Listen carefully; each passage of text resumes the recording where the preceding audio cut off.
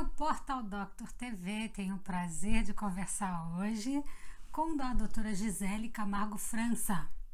Ela é psicóloga e conversa com a gente sobre ansiedade e depressão. Obrigada, Gisele, por estar aqui com a gente hoje, conversando a respeito de um tema que a gente sabe que é tão importante, né? Nesse momento de pandemia.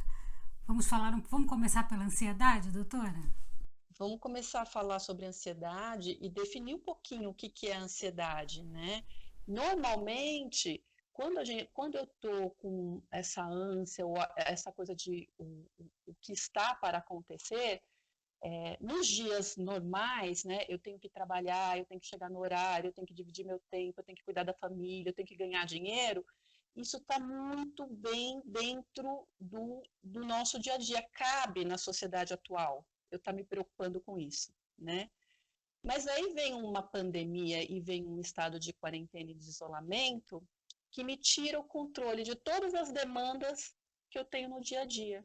Aí é que vem o problema, né, Gisele? Porque diante desse momento que a gente está vivendo, tanta, de tanto medo, porque é natural o medo, né? É um mecanismo de defesa que a gente tem em relação a esse momento tão difícil. E gerenciar isso como uma situação de desconhecimento absoluto, né? É, Você tem verificado isso? Existe uma frequência? É comum em todas as pessoas ou algumas têm sido mais acometidas que outras? Existem pessoas que já têm uma dificuldade, já apresentam estados ansiosos que atrapalham. Que já era como se fosse uma característica da pessoa. Quer dizer, é uma pessoa naturalmente ansiosa que agora então está agravada. Isso, está mais agravado, né? Como que a gente percebe quando está mais agravado? Na verdade, só cai a ficha quando eu começo a ter os sintomas físicos, né? Que são as dores, né? Dor de cabeça, dor de estômago, né? Insônia. Então, só para organizar para as pessoas em casa acompanharem bem. Então, os sintomas da ansiedade são. Pode repetir, doutora, por favor. Insônia.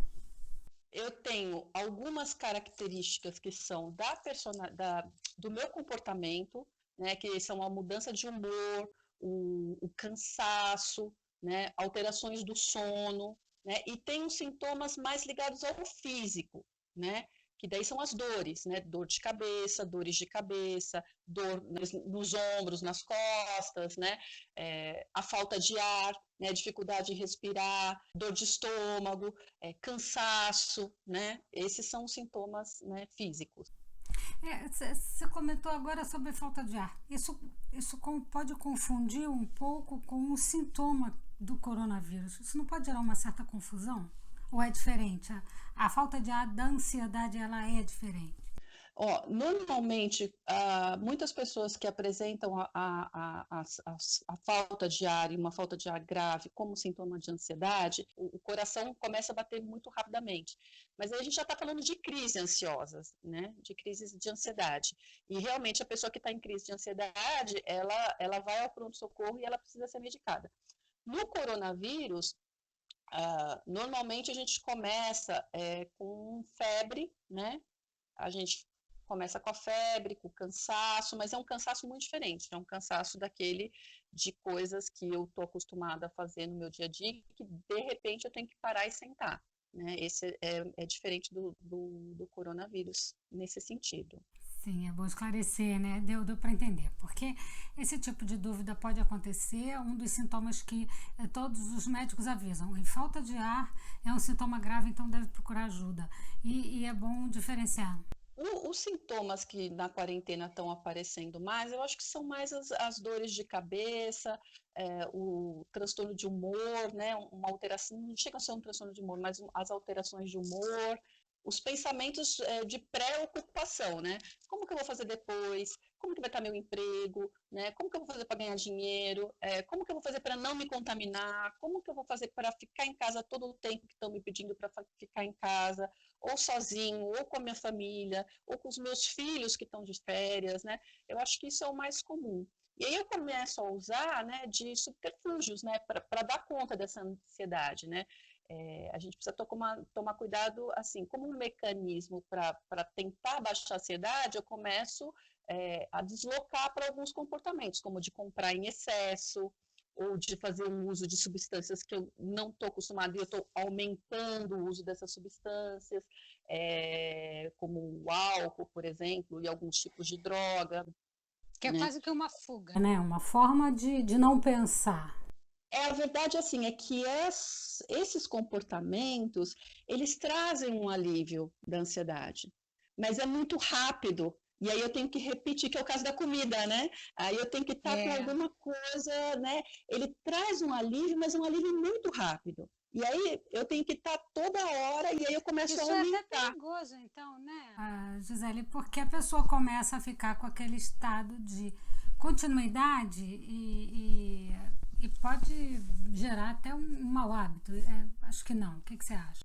Olha, eu acho que para algumas pessoas que já têm uma predisposição para isso, a quarentena ela pode acentuar. Se é uma coisa que ela fazia antes com maior frequência, com maior assiduidade, ou não, né?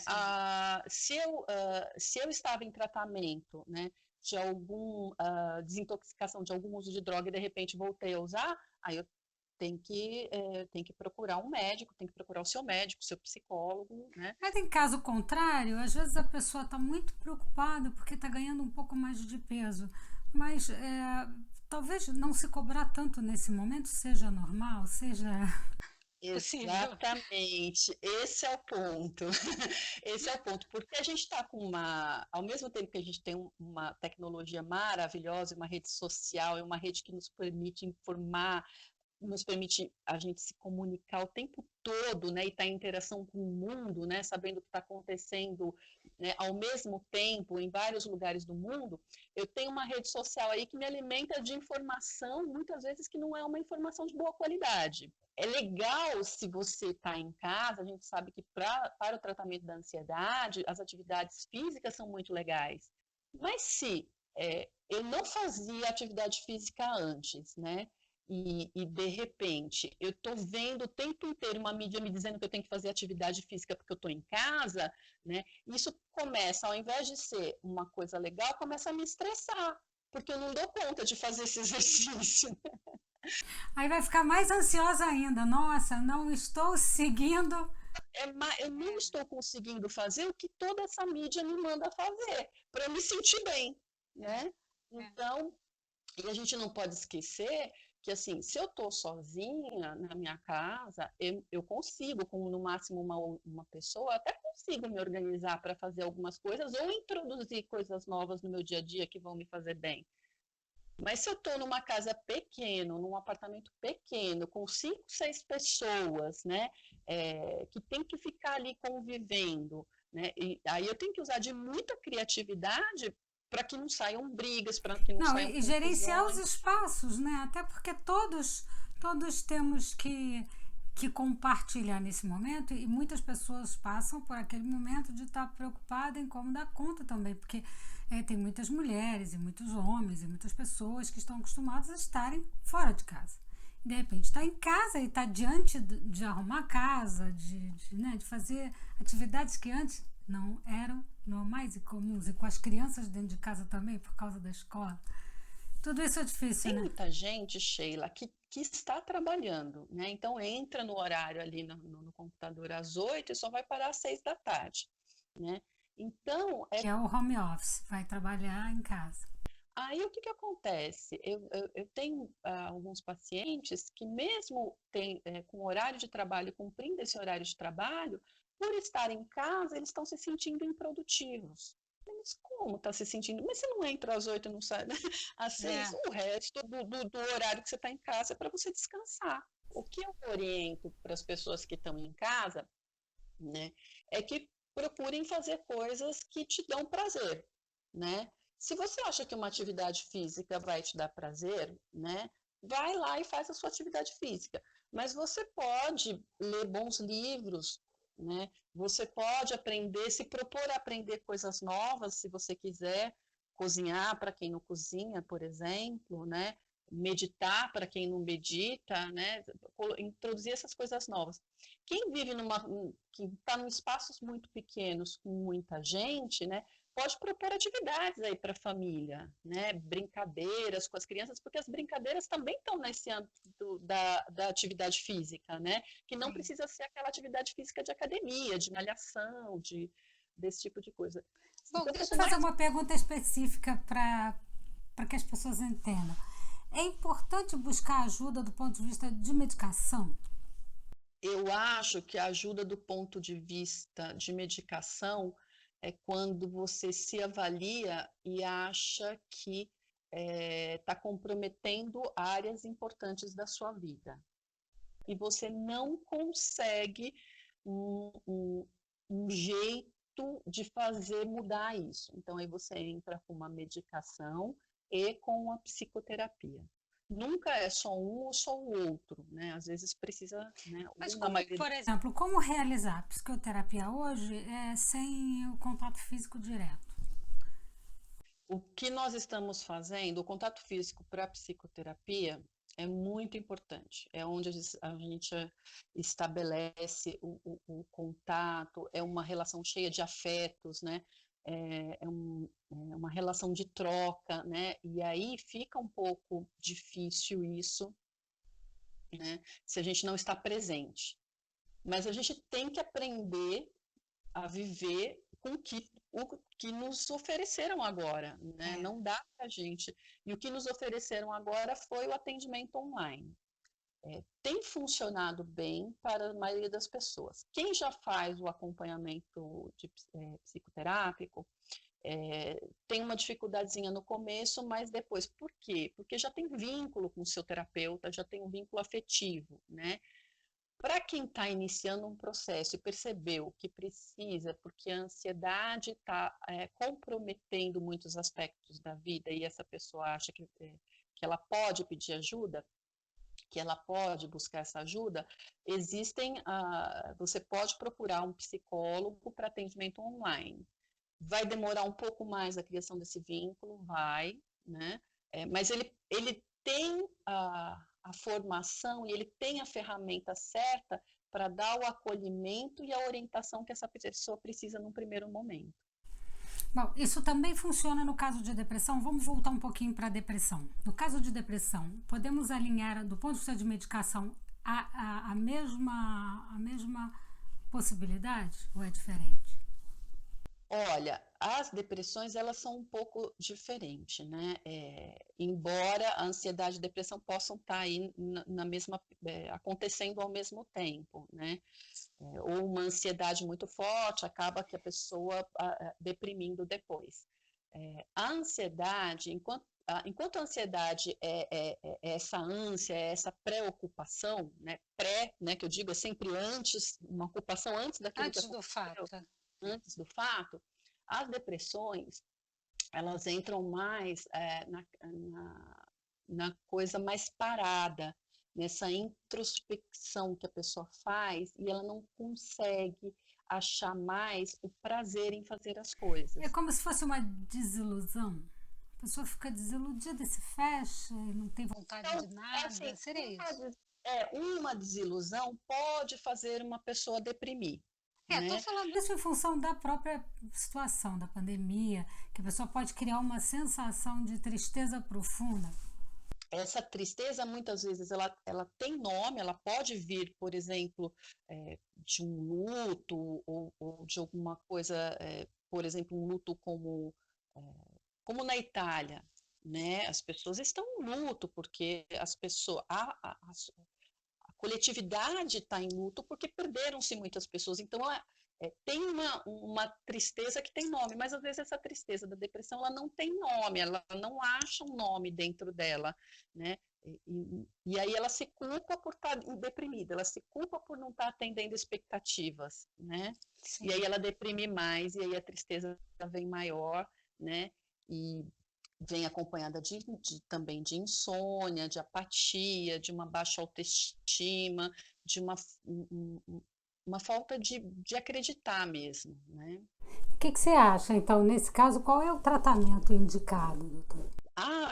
Diagnosticado a depressão, às vezes a pessoa precisa de um acompanhamento medicamentoso. né? Às vezes dá conta só com a psicoterapia. Mas a gente não pode esquecer que estar triste também faz parte da vida. Estar triste por colegas, estar triste pelo que está acontecendo no mundo, pelos parentes que estão em outros países ou por amigos, né? Ou não caracteriza uma depressão. Eu posso ficar triste. Sim, é absolutamente normal, faz parte de ser humano, né? Humano, né? Eu só vou me preocupar, ou mais no caso da depressão, os parentes, né, que estão observando, quando a pessoa não consegue sair disso, ela fica durante um bom tempo nisso e não consegue sair disso. Aí ela precisa, sim, a depressão precisa de Aí ajuda. precisa de remédio, né? Precisa de medicação. Alguns casos sim, outros casos não, né? Aí a gente precisa tomar muito cuidado, né? A definição do uso da medicação vai ser o psiquiatra que vai fazer, né? A Sim. especialidade médica que faz, que determina o uso dessa medicação é a psiquiatria. Nós temos bons medicamentos, medicamentos que têm, às vezes, não muito efeito colateral, né? E que vai ser usado durante um tempo e que depois a gente espera que esse medicamento seja retirado, né? Por isso que é importante fazer a psicoterapia, para que ela tenha uma ferramenta interna de lidar com esses acontecimentos ou de lidar com essas coisas dela mesmo que promovem essa tristeza mais profunda, né? E essa falta de prazer na vida, no trabalho, na família, nas relações de uma maneira geral. Olha, eu ficaria aqui o tempo inteiro conversando, temos muitas coisas. E a gente Sim, gostaria de conversar e de em perguntar, tempos de né? Mas quarentena dá muito, muito assunto. temos E a muito pessoa que gosta assunto. de falar, né? Eu queria Uhum. muito te agradecer pela gentileza de estar Obrigada. aqui com a gente, tá? Muito obrigada, Coloco à então. disposição o que precisar, tá bom? Muito obrigada, Gisele.